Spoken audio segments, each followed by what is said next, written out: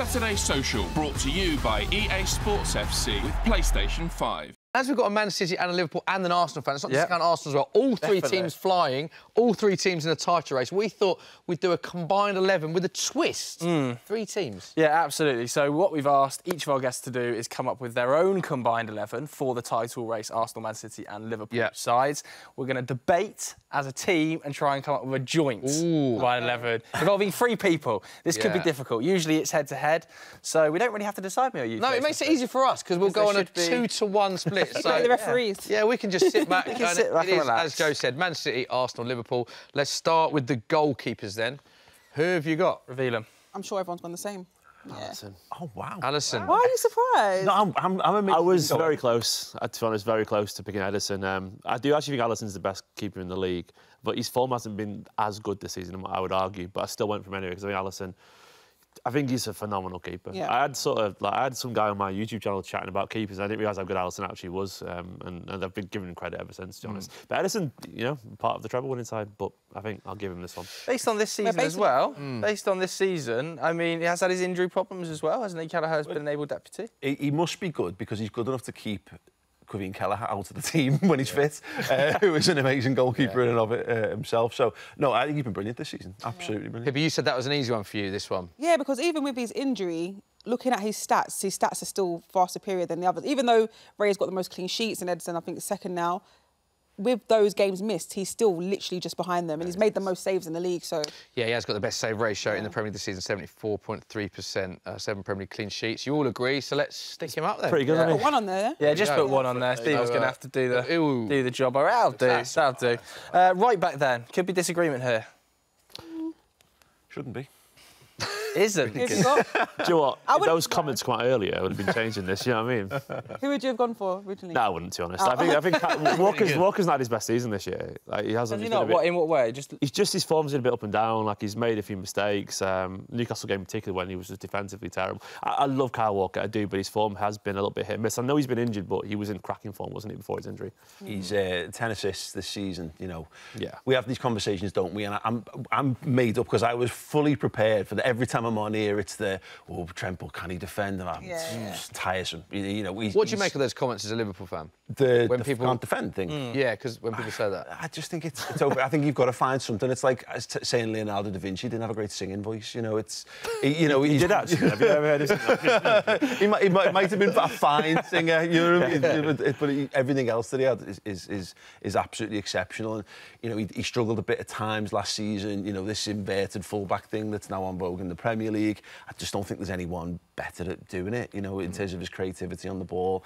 Gets the best out of him. It's brilliant. I'm intrigued, you were talking about Walker there. The Walker-Trent debate has had a lot. Pippa, as a neutral, where do you sit on the Kyle Walker versus Trent debate? If Arsenal were to have one of them, so I know it's highly unlikely, but who do you prefer as a right-back out of Walker and Trent? I do prefer Trent because I feel like with the way Arsenal play, they love a player that can just fit into different positions, have that universal player, and Trent can go into the midfield. And because every team these days have injury crisis, so when you've got a player that can be utilised in different positions. Versatility. Yeah, versatility. Trent wins that one. Quick shout out to Ben White recently. He's been unbelievable. Do you know how hard it was for me to not be biased? I'm so used to talking to Arsenal fans on my channel that I thought, how am I going to come here and be unbiased? So this was really hard for me to do because Ben White's been phenomenal for me, and then scoring that goal last week was amazing as well. Yeah, I mean, since the turn of the year, was it 3 goals conceded for Arsenal? Yeah. Like, I think that defensive line... It was so hard for me not to put a whole Arsenal back four. Yeah, it's pretty special, isn't it? And nobody else has been able to do that. 3 goals. I think if they continued at this current rate, XG would have them at, like, conceding 12 goals across the season. So that's pretty magnificent. So quick shout out to Ben White, but it's Trent, isn't it? It's very clearly Trent. It's looking like it's going very well for Paul so far. This. This is where it gets interesting. Yeah, so centre-backs, and by the way, centre-backs, I mean, absolute players to pick from here. Do one at a time? Should we do the... I think there's an agreement, so yeah, let's... One at a time or 2? Let's do them both at the same time. Okay. Stephen, let's do your 2 to camera first, so we can see what... do we see the pet? You've gone Van Dijk. So interestingly, you've not gone, as a Man City fan, you've not gone with a City centre-back. No Diaz, no Stones. Because Stones has been injured an awful lot. If he hadn't been injured a lot, he'd guarantee he'd be there. Diaz hasn't had his best season. Someone else I'll talk about in a minute. And to be honest, I think these two have been brilliant. You know, Van Dijk's been back to his very best, and Arsenal have been better defensively than City have this season. We have seen a lot of goals. Diaz? It's not. He's been a bit up and down. He's made a few mistakes. I love him. Don't get me wrong. And I think there's so much that'll happen between now and the end of the season where this could change because he does come alive. But he did make quite a few mistakes early on, and we've been conceding goals basically in every single game. You know, we haven't been as solid as we have been. Look, this is tactical. Don't forget. You know, there's more players to come, so I've got to be balanced here. But Saliba, Arsenal has been incredible defensively, haven't they? And Van Dijk has been back to his best. So it pains me to say it, but. So you've got the same, but Pippa, you're hiding yours. Oh, I thought you said one at a time. Well, I reckon... Sorry. There's not a better duo. Wow, you've gone with both Arsenal. They are the centre-back pairing of the season. This is the only correct answer. There's not a standout Saliba performance without Gabriel next to him. Do you not look at the form of Van Dijk, though, who's obviously having an unbelievable season as well, and is there room for one Arsenal, one Liverpool, perhaps? No, I don't think there is. I'm outnumbered, though. I'm outnumbered. I love it. Fair enough. But I feel like Gabriel kind of pips it here. I know that, obviously, Van Dijk has been phenomenal this season. He's been phenomenal most seasons, and he won the game in the Carabao Cup. But we've got a goal-scoring defender here that keeps clean sheets. Do you think he's the most underrated defender in the league? I feel like when people talk about the best centre-backs, they talk about Diaz, they talk about Saliba, but very little is said about Gabriel. Yes, I agree. Solid. I think he's growing into this position. It speaks to how good Saliba is as well, though, by the way, because you have this... Van Dijk's had this for years, but there's times when his partner plays better than he does, but that's the platform of having a truly world-class centre-half in there. I don't know enough about Gabriel. I thought he was good at Anfield when I saw him early on in the season.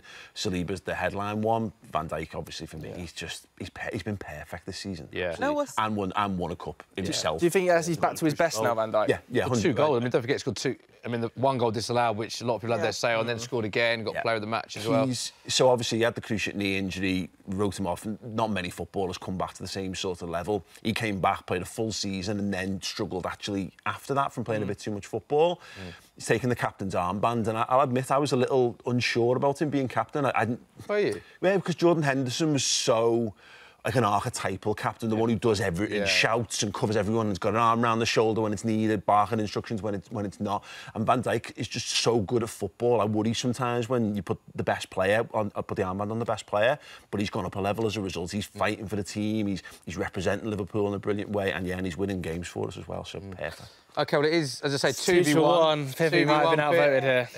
Gabriel, I'm so sorry. How do Gabriel, though, because what a season he's had. Yeah, I did think it's a shout about the underrated shout as well. City fans are watching this, hating me right now, aren't they? Yes, give me a time. He's not chosen a single Man City player. I was prepared for a Ruben Diaz. Left back. It's coming, though. It's coming, don't worry. Left back is... Do you know what's interesting for me about the centre-backs? There's so many standout centre-backs. Left back's an interesting one. I'm intrigued to know what you've gone with here. So let's reveal together what you've gone with. Oh, I'm not the odd one out. No, Nathan Ake. Joe Gomez. So I and Smithy can attest to this. I asked Twitter for help on this one because I don't think there is a true nailed-on standout left-back from all 3 teams. Zinchenko's not played enough football. He's not really been out this season. Andy Robertson's been injured for long stretches. Tsimikas did really well, then got injured himself. Gomez came in and was absolutely amazing since he came in and did that job. And I heard a cliche said on Monday Night Football the other week that Ake's been the best left-back, I think, in the league this season, which I thought, oh, wow. And then I looked, and Ake's only played like 7 games left-back this season, so... I don't know. It's a hard one. He sort of has and hasn't, because we often play 3 at the back, so he's like left centre-back, you know, covering the channel, so to speak. But Ake, to me, he was the only one that had a chance of being in the centre-back for us, but he's been our best defender this season by a long way, and he essentially does just cover that left-hand side, because Josko Vardiol, when he does play, he pushes so far up, and he's just in the left channel. And I think he's brilliant. I think he's an incredibly underrated footballer. Part of a treble-winning Man City side. He's brilliant. He's an absolute warrior. Can we get a count on how many times said that, by the way? Like treble. Treble winners. Contractually obliged to mention every opportunity. I was lying that way. And you've gone Ake as well. Yeah, it was really hard because I was looking at all the left-backs from all 3 teams. I was like, this is the one that's been most consistent for me, even though he hasn't played that many games. I just thought Nathan Ake's I love him. No Arsenal shouts? Too many, like Zinchenko's. Yeah, Zinchenko hasn't had the best performance as left back this season. And even Kvyat Timber went out. Kyrgios's been amazing the last few games, but he's just stepped in.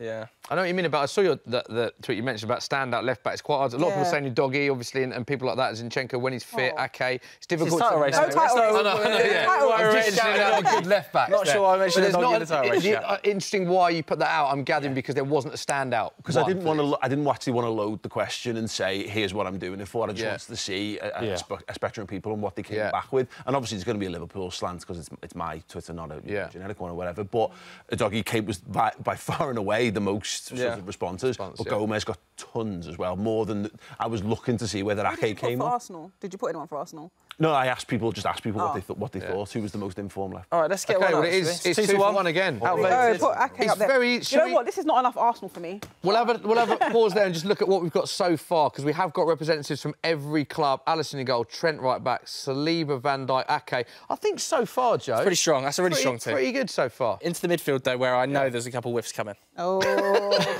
he always makes our guests feel really confident. Yeah, no. But I like to put a fear into him, because I know there is a couple of whiffs This is where I have a stinker, but I'm standing by it. OK, is there an obvious DM here? Yeah, I think there is. Yeah, I imagine you've all got Rodri. Yeah. I immediately wrote, I wrote this out of my notebook and I wrote Rice, and then I went, la, la, la, la, and I went, no. No, what am I doing? I think Rice is better, and that was literally one of the first names I wrote was Rice until I remembered that Rodri exists. He's like Man City. But you had to remember that. Well, no, but it's true. But like Man City have lost 4 games this season, and they're the 4 games that he's missed. It's an unbelievable stat. He's unbeaten in regulation play in the last 59 appearances, and he's not played in any of Man City's last 5 defeats in all competitions. So every game they've lost, he hasn't played, and whenever he plays, they win. It's mind-blowing. Honestly, if I have another kid, he's been called Rodri. Like, honestly, he's absolute. I've got Welsh dad, so that works anyway. But it's one of those things where he's an insane footballer. I don't think people quite. Obviously, maybe they do, but he's easily our best player. Do you think he's been underrated for many years? I wouldn't say so now, but in previous years, do you think he has been underrated? I think he's doing that trajectory where a lot of great players do, where they become excellent, they become top class, they become world class, but then eventually they realise just how good they are, and they sort of start taking over games in the way that Van Dijk's been doing it for Liverpool this season. He's only 27 as well. I was so upset when I saw that. I was like, oh, Rodri, he's great. He's 27. He's still got years left. 5 years. I met him once, and I was doing some stuff with City and some fans, and they come from like Texas and Seoul and Korea, and they met him, and like Ake and Bernardo were dead nice with the fans. Were, we'll try and win tomorrow for you. And Rodri, when he chatted to me, went, we will win tomorrow. And then he scored the only goal as he won 1-0 against Villa. And like Rodri was just like steely focused, and he's got a level of like most of the City players are quite humble, like we try our best. Rodri's pretty arrogant in a good way. Like he's like, we are going to win. Like I'm here to win, and that's why he's the guy who sings his own songs when he wins the Champions League and all that kind of stuff. He's just a born winner. He's super added like footballer. Goals. And a bit more crazy. 7 goals. Well. It's just lethal. Phenomenal. In midfield. Most touches and most successful passes in the Premier League this season. All right, so let's definitely get him up. 4 assists. Let's definitely get Rodri up. It's an easy agreement. But yeah. you mentioned Rice there. Yeah, we've got to give a shout out to Declan Rice. Are you saying you're not going to have Rice in the team? There's a feasibility you could have both? Not playing both? I think, no. Yeah, playing both. No. Because in Liverpool play there's too many good attacking midfielders. It's ridiculous. There's I went through it again. There's one nailed on. I think that everyone will probably pick. And then the other one is where I think there'll be a difference on the third, or depending on what order we do it in the other midfield. Okay, very interesting how we're doing this. That's a good point he makes. It's a good point he makes about the system. Do we do the other midfielders? I think maybe let's do the other midfield too. Let's get that's sensible. Where the surprise This is where I've gone rogue, guys, and I'm sticking by it. Okay, so let's go Stephen first. So you've gone McAllister and KDB. Okay. Pippa, let's have a look at what you've gone. Foden and Rice. And Joe, I've gone Foden and Rice too. Oh, yes! Come on, Steve! Are you shocked? Yes. So you've not got Kevin De Bruyne? 6 months out. He's been out, right? This is on this form. That is my only reason. Exactly. Can I just make a point on this? And I can't believe I'm doing this, by the way. You have De Bruyne. I still think he's the best. 692 minutes of football, Kevin De Bruyne. He's got 12 assists this season. The only player in any of these teams who's got more assists is Saka. That is obscene. Why is Kevin De Bruyne not? Do you know why, Paul? I was hoping you'd pick him for me. I thought, do you know what? I'll leave it. But I tried to be fair. Kevin De Bruyne. He was entirely down to injuries because Stones isn't there. But I thought he's not played enough football. But You've got to be fair. He's been out. But 12 assists. He is still the best midfield in the league. Don't get me wrong. But Phil Foden, I'd be amiss not to put him here because he's carried this Manchester City side so far. So given the later decisions I had to make, Phil Foden had to be where he's played all season for me. And I think even Kevin De Bruyne will probably argue that too. There's a lot of chat about Phil Foden potentially being the best on-form player in the Premier League this season. Ask Jurgen. Would you agree? Well, Jurgen Klopp agrees, which is very nice. He said he's the best English player in the league. Well, yeah, I think he's been phenomenal for us. And to me, as a lifelong Man City fan, like to see him carry City towards this title, hopefully, is phenomenal. Like he's been excellent. You've not got either in your team. No, the Foden thing, because I went by... So I went the scientific approach, and I actually had to work out which position he played the most in this season, because these things matter. You know what I mean? Style, how they fit in. Now, Foden can play everywhere, but the vast majority of his minutes have come off the right. But he plays. He starts every goes. Listen, Man City almost don't count. Yeah. I mean, again, we've not got a left back at the moment, so it's fine. And Foden was the one at the end. When I was done, I was like, how have I not ended up with Foden in here? But ultimately, I made the Kevin De Bruyne decision, which I will die on this hill. Which is insane that I have to do this, but there we go. And Rice just feels like a waste of a place. Well, over McAllister, because they've both played deep. They both played deep. But McAllister is a natural 8-10. So you'd rather have McAllister than Rice? And I chose McAllister over Szoboszlai, over How many goals does McAllister have? Well, he's only got a few goals, but he played DM for most of the season. It's only post-Christmas. 22 Premier League appearances, 2 goals, 4 assists. What's Declan Rice? McAllister. Premier League goal of the season. Declan Rice, 27 Premier League appearances, so he has played more. 5 goals, 5 assists. Rodri there, though, for 10 McAllister, goal for me. contribution. He's lived up to his summer signing. And he's still got more to show. It's been crazy. He has to be. This is what's happening for me. Rice is deep and Rodri's pushing forward a little bit like he's doing, because he's better Rice is getting creatively in than the McAllister. box. He is. He's on corners now getting assists. He's in the box. unbelievable. What's his played? One of 2 Arsenal players to start all 27 Premier League games this season. He's always fit, always available. Is he better than you thought he would be? Yeah. Obviously, I've always known he was good. A lot of West Ham fans get quite angry about that. Yeah. Like, we told you so. Yeah, I know.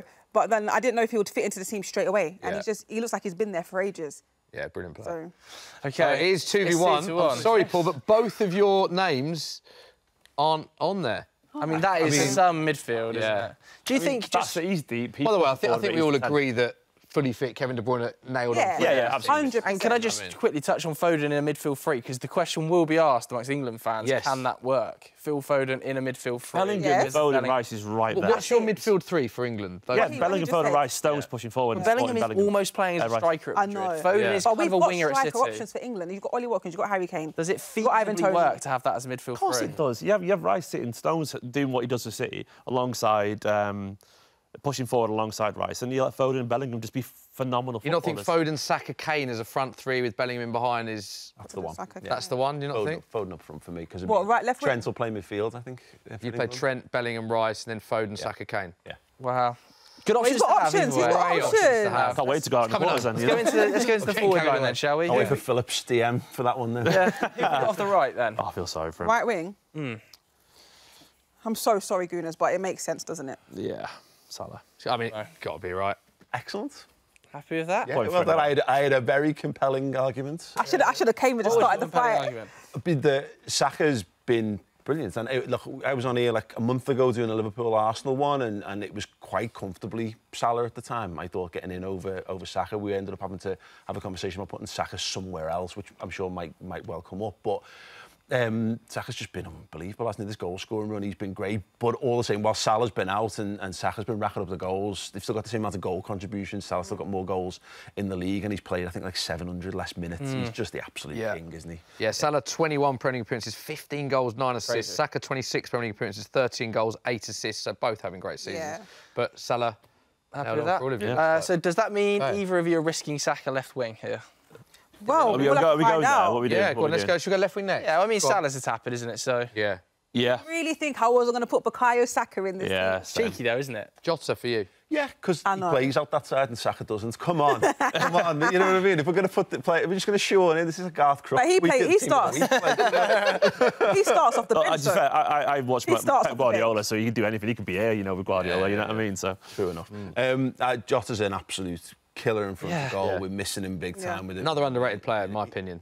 Massively underrated. When I see him come on, I'm just like, oh, here we go. Yeah. I hate seeing against Arsenal, especially. He loves a game against Arsenal. He really does. I think he's absolutely great. He's probably one of our most underrated attacking players, and he does play on that side. But obviously, I'm just being kind, but you have to get him in there. Yeah. Where does everybody come down on the fence? Because there's been a lot of this sort of rubbish chat recently, hasn't there, about world class, not world class. Where does Saka fit? Yeah. Is Saka world class? Not yet, but he's on his way. Really? You don't think Saka's world? I'm going to have to defend Bukayo Saka here. It depends, like, that's He's world class. this Rodri's like close world class. Is he that? Yeah, I don't think When he you're a absolutely champion, world-class. there's no debate if you're world class. I think you only are once you win. Yeah. You have to, like, So is Harry Kane not world class then? Definitely. He is. Oh, there's a good argument. My argument That's is a good that argument, actually. The thing is, football is different when there's pressure and expectation on you. It absolutely is, because with all due respect to Spurs for years, he was playing games where teams weren't putting 11 behind the ball and expecting, you know, that pressure and expectation where every game, it's such a cliche, but it's true, is a cup final, you know. When teams play City or Liverpool, they play their very best. They try the best. And Saka as it's well. harder. It is harder. It's not harder to perform in a team that's finishing 8th than a team that's winning the treble. It's absolutely harder to play in a around. team that win the treble, because the games are harder and bigger. It is, because that's why the best. You've got the best players jobs around you. But just coming back to Saka, like, teams now target Saka. They sit in against Saka. They sit in against Arsenal. Yeah. And is there more than like 2 players that are right wingers that are better than him in world football? He's the best player in a team that's challenging for the title and playing in the Champions League. There's like Salah that's better than him potentially. Maybe you think of like Rodrigo that plays off the right, that could be a contender. But maybe I'm Foden saying plays there as well, saying this about like a young Trent Alexander-Arnold when he was like 19, 20 and bagging double figures assists and what have you. If Saka only stays this good for the rest of his career, he'll be one of the best to ever play the game. Yeah. And there's actually a chance that he could get better as well. That's I agree. I can't believe you don't think he's world class. He's this close. I just think. I just think once he's nailed on a, like obviously he's won the FA Cup and stuff, but once he's nailed on a big trophy, there's no debate. OK. Stick him on then, 2v1. Last position, striker. I'm gathering... Is it? Who've you got? Oh, I like Reveal, Paul. Darwin Núñez. I love it, Paul. I love it. Look, I'm a giant Norwegian. I look like I belong in Rocky 4 and I score loads of goals. Boring. 18 goals this season, Paul. 5 assists. Entertainment, absolute box office from start to finish. Gets goals and gets assists. This isn't Looney Tunes. Wait, can I just check your power? Is everyone Liverpool there? Not quite, but it's close. Look, of course, look, we're going on pure goals scored and the pure centre forward. Erling Haaland, of course, like, obviously Erling Haaland. But if you're picking a team and you pay money to watch football and you want to feel feelings and enjoyment and love for football, this is the Trent Alexander-Arnold versus Haaland, as opposed to robotically just turning up and doing the job. And say, Darwin. Fans love There is goals. no greater feeling than watching Fans love Erling Haaland goals. score a goal. It's the best feeling in the world for me. Watching Erling Haaland scores another tap-in, yawn. There we go. Or a header, or with the sole of his foot. It's so much more exciting to watch him miss them, obviously. You know what I mean? Like, come on, Paul. It's like, how did you miss that? Whereas we're used to seeing Darwin hit the post. Sorry.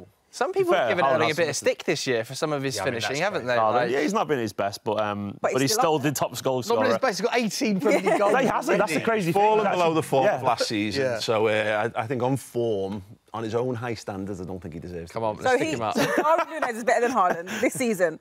I love Darwin. I love Darwin Núñez, honestly. He's good fun. I'll give you that. Who's got the better ponytail? If you want to pay money to be entertained, Darwin Núñez is your man.